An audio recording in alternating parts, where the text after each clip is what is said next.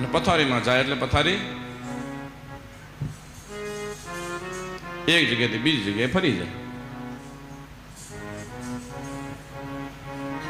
સમય છે, સૂર્ય ઉપાસના છે, અને સૂર્ય ઉદય થાય પહેલા ઉઠો મહારાજ. ત્યારે આ સત્યવ્રત નામનો રાજા હતો.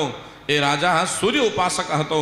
સૂર્યને અંજલિ આપી અને નદીમાંથી પાણીનો ખોબો ભર્યો. ત્યાં હાથમાં એક માછલી આવી અને રાજાને કે મહારાજ મને બચાવો, મને બચાવો. ત્યારે સત્યવ્રત રાજા કહે છે કે આપ કોણ છો? ત્યારે કીધું મહારાજ હું નાની માછલી છું, આ મોટા માછલાઓ મને ખાઈ જશે, આપ મને ઘરે લઈ જાઓ. ત્યારે આ સત્યવ્રત નામના રાજા આ માછલીને કમંડલની અંદર નાખી ઘેરે લઈ ગયા. એક પાત્રની અંદર પાણી ભર્યું અને પાત્રમાં પાણી ભરી એ માછલી એની અંદર મૂકી મહારાજ. અને સવાર થઈ તો પાત્રથી મોટી માછલી થઈ ગઈ. બીજે દિવસે મોટું પાત્ર રાખ્યું, ત્રીજા દિવસે એનાથી મોટું પાત્ર રાખ્યું. પણ જેમ પાત્ર મોટું બનાવે એમાં માછલી મોટી થતી જાય મહારાજ. ત્યારે આ સત્યવ્રત નામના રાજા કહે છે કે કોણ છો આપ મહારાજ? ત્યારે કહે છે કે હે રાજન, હું ભગવાન નારાયણ મત્સ્ય અવતાર છું અને હવે પૃથ્વીનો પ્રલય થશે એટલે કોઈ બચશે નહીં અને આપને બચાવવા છે, આપને વેદની રક્ષા કરવાની છે. ત્યારે કીધું મહારાજ કઈ રીતે કરવાની છે? ત્યારે કીધું કે આપ નદી કિનારે જાજો અને ત્યાં એક હોળીની અંદર નાવની અંદર વેદ આવશે, એ વેદને આપ લઈ લેજો અને આપની રક્ષા હું કરીશ. અને વેદની રક્ષણ કરવા માટે ભગવાને મત્સ્ય અવતાર ધારણ કર્યો. અને સત્યવ્રત રાજા એ ભગવાન મત્સ્યના દર્શન કરી અને પૂજા સ્તુતિ કરી અને ભગવાન છે એના માર્ગે ગયા છે. રાજા પરીક્ષિતને પ્રશ્ન પૂછે છે સુખદેવજી મહારાજ કે રાજન હવે આપને શું સાંભળવું છે તે કહો. ત્યારે રાજા પરીક્ષિત કહે છે કે મહારાજ મેં એવું સાંભળ્યું છે કે ભગવાનના જન્મ થયો મહારાજ, ભગવાનનો ઉત્સવ થયો, પ્રાગટ્ય થયો. ત્યારે ભગવાન નાનપણમાં હતા, ત્રીજા દિવસે જ એક રાક્ષસી આવી પૂતના અને એને ભગવાને મારી.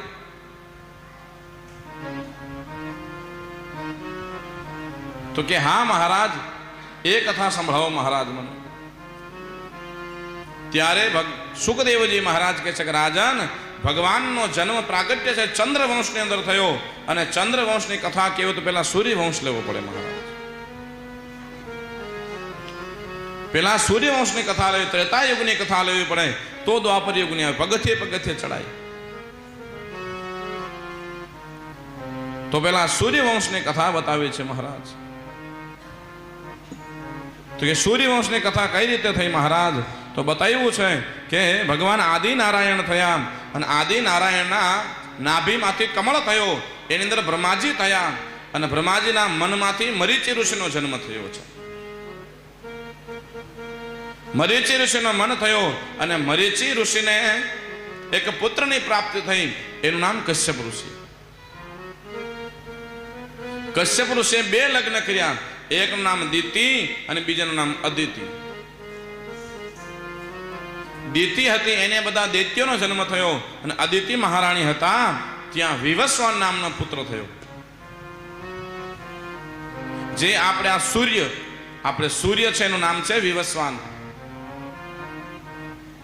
એ અદિતિ મહારાણીનો પુત્ર છે. જોજો સૂર્યની સૂર્યવંશની વંશાવળી બધી.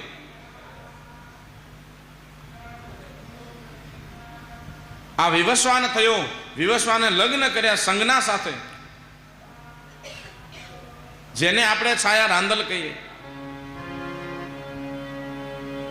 સૂર્ય અને સંજ્ઞાના લગ્ન થયા અને એને પુત્ર થયો શ્રાદ્ધ દેવ,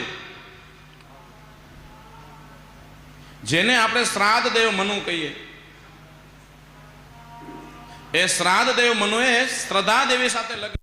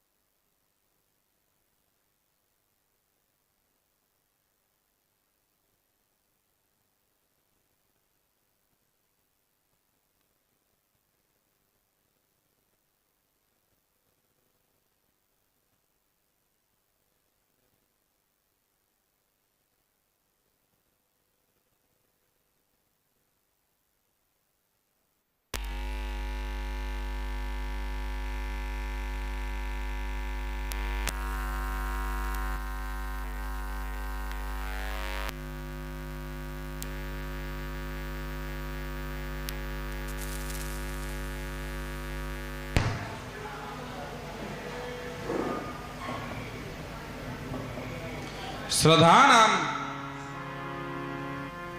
શ્રાદ્ધ દેવ મનુએ એ શ્રદ્ધા નામની કન્યા સાથે લગ્ન કર્યા. એ શ્રાદ્ધ દેવ મનુને જીવનની અંદર કોઈ સંતાન પ્રાપ્તિ ન થઈ મહારાજ. અને જીવનની અંદર સંતાન પ્રાપ્તિ ન થઈ, મોટી ઉંમર થઈ ગઈ, ઘણા અનુષ્ઠાન કર્યા, ઘણી પૂજાપાઠ કર્યા, પણ કોઈ પ્રાપ્તિ ન થઈ. ત્યારે એક વખત આ શ્રાદ્ધ દેવ મનુ છે એ વશિષ્ઠ ઋષિ પાસે ગયા અને વશિષ્ઠજી મહારાજને વાત કરી કે મહારાજ, મારા મનનો સંકલ્પ છે મહારાજ, એ પૂર્ણ થતો નથી. ત્યારે કીધું શું છે મહારાજ? ત્યારે વશિષ્ઠજી મહારાજને આ શ્રાદ્ધ દેવ મનુ કહે છે કે મહારાજ, મારા જીવનની અંદર બધું છે, પણ એક પુત્રની ખોટ છે મહારાજ, સંતાન જોઈએ.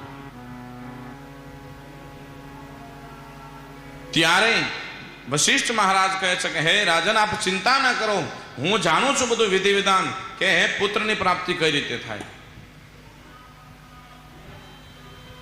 ત્યારે કે મહારાજ, આપ જાણતો તમે રસ્તો બતાવો. ત્યારે વશિષ્ઠ મુનિ કહે છે કે આપણે પુત્રેષ્ટિ યજ્ઞ કરવો છે, પણ એ પહેલા બધા બ્રાહ્મણોને છે એ જાપ કરાવવો પડશે. ત્યારે શ્રાદ્ધ દેવ મનુ કહે છે કે ભલે મહારાજ, જેમ આપ આદેશ કરજો એમ થશે બધું. ત્યારે વશિષ્ઠ મુનિ છે એ શ્રાદ્ધ દેવ મનુની સાથે બ્રાહ્મણો પાસે ગયા અને બ્રાહ્મણો પાસે સંકલ્પ કરાવ્યો કે આ શ્રાદ્ધ દેવ મનુને ઘરે પુત્રની પ્રાપ્તિ થાય.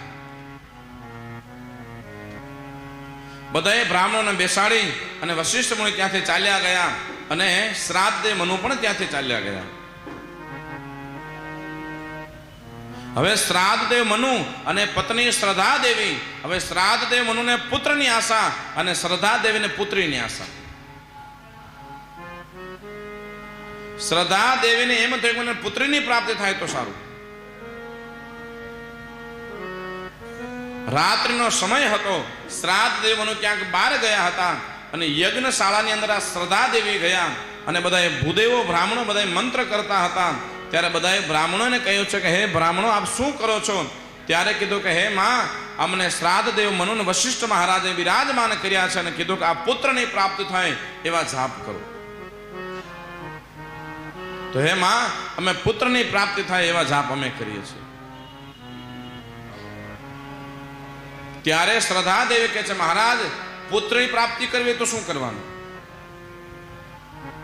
ત્યારે કીધું માં, એના માટે તો મંત્રમાં ફેરફાર કરવો પડે. તો કે મંત્રમાં ફેરફાર કરવા માટે મારે શું કરવું પડે? તો કરી નાખો ને. ત્યારે આ બ્રાહ્મણોએ કીધું કે માં, અમને દક્ષિણા છે શ્રાદ્ધ દેવ મનુ આપે છે, ઈ કેસે એમ અમે કરશું. ત્યારે શ્રદ્ધા દેવી કહે છે મહારાજ, તમારે તો દક્ષિણાનો પ્રશ્ન છે ને, હું આપને ડબલ આપીશ, મંત્રમાં ફેરફાર કરો. ત્યારે આ બ્રાહ્મણોને દક્ષિણાની લાલચ આપી અને આ બ્રાહ્મણોએ મંત્રમાં ફેરફાર કર્યો અને પછી 9 મહિના પરિપૂર્ણ થયા અને શ્રદ્ધા દેવીને પુત્રીનો જન્મ થયો. મહારાજ, પુત્રીનો જન્મ થયો, પુત્રીનું નામકરણ સંસ્કાર કરાયું અને પુત્રીનું નામ પાડ્યું ઈલા. હવે આ શ્રાદ્ધ દેવ મનુને ખબર પડી કે મારે તો પુત્ર જોતો હતો ને પુત્રી આવી. મહારાજ, શ્રાદ્ધ દેવ મનુ સીધા વશિષ્ઠ મુનિ પાસે ગયા અને કીધું કે મહારાજ, આપને પૂજાપાઠ બરાબર નથી આવડતા લાગતા. કેમ? અરે મહારાજ, મારે પુત્ર જોતો હતો, આપ તો પુત્રની વાત કરી મને, આ તો પુત્રીનો જન્મ થયો. વશિષ્ઠ મુનિ કહે છે કોઈ દી બને નહીં આવું. અરે નહીં નહીં મહારાજ, પુત્રીનો જન્મ થયો છે.